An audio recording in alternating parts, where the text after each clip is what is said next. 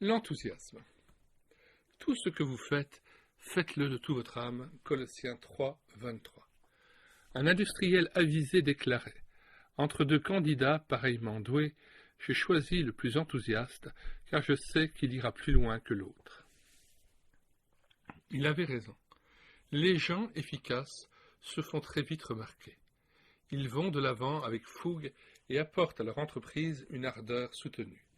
Le constructeur d'automobiles Chrysler affirmait que le vrai secret de la réussite, c'est au premier chef l'enthousiasme. Ce que ne contestait pas l'évangéliste Moody.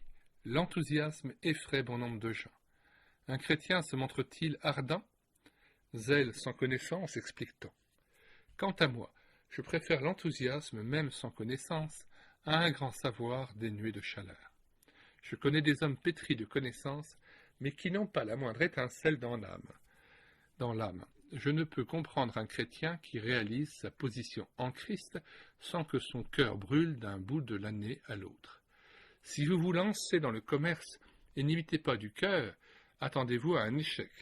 Dans l'œuvre du Seigneur, il faut des hommes livrés, corps et âme, à leur Dieu. Excellent critère. On serait bien inspiré de s'y référer lorsqu'il s'agit de désigner des responsables dans l'Église en particulier. Enthousiasme vient d'un mot grec, enthousiasmos, formé de haine et de théos. Étymologiquement, il signifie « qui a un Dieu en soi ». Or, puisque l'enfant de Dieu est habité par l'Esprit Saint, il est le temple de Dieu. 1 Corinthiens 3,16. Ne devrait-il pas être le plus enthousiaste des hommes? Surtout, ne confondons pas enthousiasme et optimisme. Ces termes ne sont synonymes qu'en apparence. Pour mieux les distinguer, considérez leur contraire. Optimisme a pour antonyme pessimisme, alors qu'enthousiasme a pour contraire indifférence, apathie et détachement. L'optimiste n'est pas un lutteur. La vie lui apparaît tellement rose qu'il n'éprouve pas le besoin d'intervenir. Puisque tout finira bien, pourquoi s'en mêler? Plutôt gai de nature, il occulte ou minimise les difficultés, imagine volontiers le succès et l'attend passivement. Apercevant un gros nuage à l'horizon, il préfère croire qu'il ne pleuvra pas. Il vaut mieux, dit le philosophe Alain, voir le nuage plus noir et prendre un parapluie. Les vrais optimistes, constate Duhamel, n'écrivent pas, ils mangent, ils jouissent. Autrement dit, ils se lèvent, ils se laissent vivre. L'enthousiaste diffère de l'optimiste. Il entre dans l'action et s'y donne à fond, même s'il est en droit de se montrer pessimiste. Lucide et réaliste, il voit les difficultés et les empoigne à bras-le-corps, avec passion, tout à la joie de les surmonter. Il n'imagine pas le succès, il croit fermement qu'il y parviendra. Au lieu de l'attendre passivement, il met tout en œuvre pour l'atteindre coûte que coûte. Et cette fougue qui l'anime stimule chez lui des forces créatrices qui favorisent la réussite. Le mot enthousiasme est-il employé dans la Bible par les auteurs sacrés? Non, pas une seule fois. Mais bien que ce terme soit absent de l'écriture, on le devine dans certaines expressions, comme par exemple de tout son cœur, tout entier à, faire de bon cœur, courir, servez l'Éternel avec joie, psaume 100, verset 2, l'Éternel parcourt du regard toute la terre pour que s'affermissent ceux dont le cœur est tout entier à lui. 2 Chroniques 16, 9. Je ne fais aucun cas de ma vie pourvu que j'accomplisse avec joie ma course, acte 20, 24. Je ne fais aucun cas de ma vie pourvu que j'accomplisse avec joie ma course, acte 20, 24. Tout qui vient à tomber, que je ne brûle, 2 Corinthiens 11, 29. L'amour du Christ nous étreint, 2 Corinthiens 5, 14. Tout ce que vous faites, faites-le de toute votre âme. Colossiens 3, 23. Applique-toi et sois tout entier à cette tâche. 1 Timothée 4, 15. Mais alors, qu'est-ce qui peut détruire en nous ce punch dont nous devrions déborder? Les raisons ne manquent pas. A. Une santé précaire. On affirme qu'il faut posséder une mine resplendissante et un bon estomac pour avoir de l'allant. Ce n'est pas totalement faux. Le physique n'est pas sans incidence sur nos états d'âme et notre comportement, d'où la nécessité de veiller sur notre corps pour le maintenir, si possible en bonne forme, par un repos suffisant, une nourriture équilibrée et un rythme de vie raisonnable. Mais la santé n'est pas tout. Il y a des personnes d'apparence chétive qui ne baissent pas les bras pour autant. Moribonde, Édith Piaf tenait la scène tous les soirs avec un brio rarement égalé. Sa volonté de triompher, semble-t-il, ne fut jamais entamée. Malgré sa douloureuse écharde, l'apôtre Paul conserva jusqu'au bout sa fougue des premiers jours, puisant sa force dans la faiblesse même. 2 Corinthiens 12, 9, 10. L'enthousiasme est comparable à un puissant levier qui permet de soulever davantage de poids avec moins de force. Or, petit b, les sentiments de culpabilité entretenus et exacerbés neutralisent l'enthousiasme. Se mépriser ou revenir sans cesse sur des fautes réellement abandonnées est un péché d'incrédulité. Il faut le dénoncer. Puisque Dieu ne se souvient plus de nos iniquités, Hébreux 8, 12, 10, 17, pourquoi les lui rappeler? Ne soyons pas de ces chrétiens brouettes qui promènent devant eux défaites et transgressions. Déclarons tout péché confessé, purifié par le sang de la croix, 1 Jean 1, 9. Une fois pour toutes, se culpabiliser à plaisir, c'est en définitive céder à la pitié de soi sans s'humilier vraiment. Au lieu de contempler nos balayures, levons les yeux vers le Christ Sauveur. C'est sur sa personne seule que doivent s'attarder nos regards, jamais sur nous-mêmes. Et puisque nos gémissements ne changent rien à rien, supputons nos privilèges et nous découvrirons combien nous sommes comblés. Que notre cerveau soit purgé de toute pensée négative, morose et démoralisante.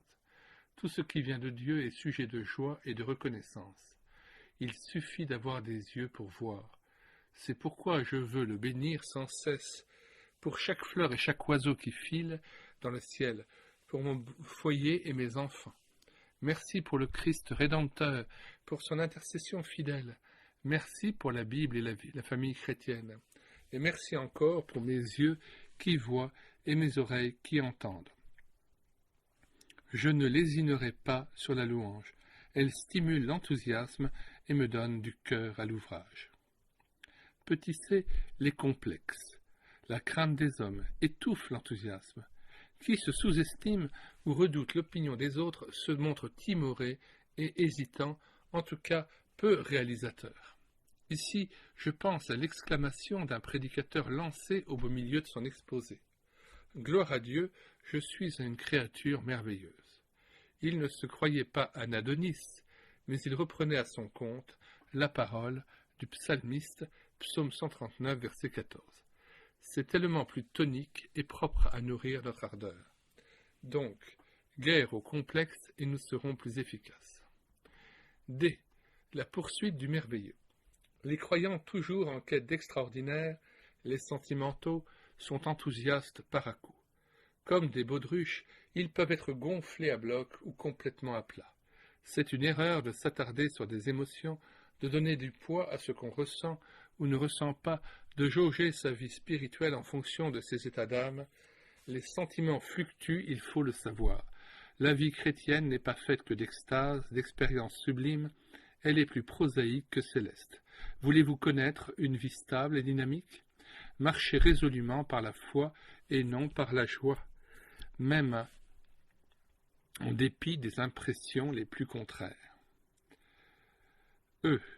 La fatigue peut servir d'alibi pour renoncer à agir. Trop de gens se laissent émouvoir par les premiers signes de lassitude. Il y a des sonnettes d'alarme mal réglées et la fatigue peut en être une. Ne vous est-il jamais arrivé de vous sentir quasiment épuisé après une longue marche au moment même où vous songiez à reprendre la route pour rentrer à la maison? Oh, surprise! Au lieu d'empirer, la fatigue paraît se dissiper comme par enchantement. Des forces insoupçonnées qui sommeillaient en vous ont été mises en jeu dès les premiers pas, si bien que vous avez l'impression d'avoir capté une nouvelle source d'énergie. En vérité, nous n'utilisons qu'une faible partie de nos possibilités physiques ou intellectuelles. L'être humain vit généralement au-dessous de ses limites. Chaque fois qu'il s'apitoie sur lui-même, l'homme perd l'occasion d'accomplir toute sa mission. Ce n'est pas tellement le fardeau qui nous accable, mais la façon dont nous le portons. B. La pitié de soi détruit l'enthousiasme. Certains automobilistes en quête de parking finissent par stopper justement devant un panneau d'interdiction de stationner. Ainsi font nombre de chrétiens. Ils paraissent ignorer qu'il est absolument défendu de parquer devant leurs petits problèmes ou leurs mini-contrariétés. Ils en font une montagne et leur marche en est entravée. L'apôtre Paul n'était pas de cela. Il avait appris à saisir par le bon bout les événements pénibles auxquels il était confronté. Lisez l'épître aux Philippiens. Bien qu'injustement incarcéré, il se réjouissait d'apprendre que les frères avaient, à cause de ces chaînes, plus de hardiesse pour annoncer sans crainte la parole de Dieu, chapitre 1, versets 12 à 14. Des chrétiens prêchaient-ils contre lui avec l'intention de le discréditer auprès des autres? Il ne s'en formalisait pas et savait faire la différence entre le message et le messager. La cause de Jésus-Christ n'était pas en péril, puisque le message était bon. Alors il pouvait se réjouir malgré tout. De toute manière, Christ est annoncé. Je m'en réjouis et je m'en réjouirai encore. Verset 18. Cet homme exceptionnel n'avait guère le temps de s'apitoyer sur lui-même. Il parcourut plus de kilomètres, gagna plus de païens, fonda plus d'églises et subit plus de persécutions que beaucoup de missionnaires. Il pouvait résumer sa vie dans cette déclaration enthousiaste « Frères, je fais une chose, oubliant ce qui est en arrière et tendant vers ce qui est en avant, je cours vers le but pour obtenir le prix de la vocation céleste de Dieu en Christ Jésus. » Philippiens 3, 13 à 14. G. Enfin, le péché toléré fait barrage à l'enthousiasme. Preuve en est l'expérience de David, psaume 32. Ployant sous ses fautes qu'il tente en vain d'oublier, rongé par le remords, le roi d'Israël se traîne, abattu et sans vigueur, jusqu'à ce qu'il consente à avouer ses transgressions.